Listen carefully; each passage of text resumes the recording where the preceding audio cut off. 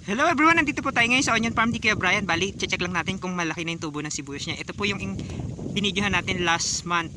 Bali, 3 weeks niya na po ngayon. Kaya ito na yung result ng kanilang effort na itinanim nila gamit ang plant seeder. Yan.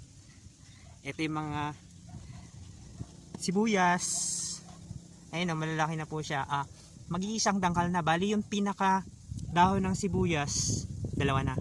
Ayan po Ayan. Dadasig tayo doon. Dito po. Ayan. Ganyan po yung itsura ng sibuyas pag maliliit pa lang. Bali, tama lang din yung budbud ng planter or plant seeder. Kasi, pag sobrang kapal naman, may tendency na hindi ganun kalaki magiging laman.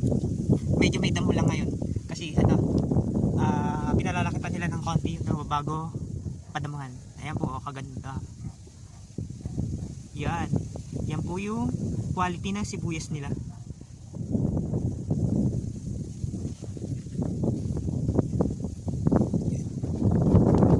Hanggang doon sa taas, ganyan po kalalaki yung sibuyas. Bali, sabi ng may-ari, pag nadamuhan, saka pa lang nila lalagyan ng fertilizer. Kasi pag nilagyan nila ng fertilizer ngayon, ang kakain lang yung damo. Kaya kailangan malinisan muna. Tapos kakalabirahin. Ayan po.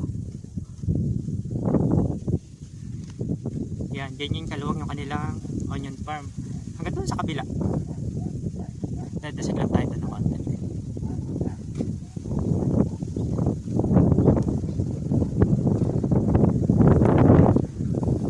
Yan po. Ganyan.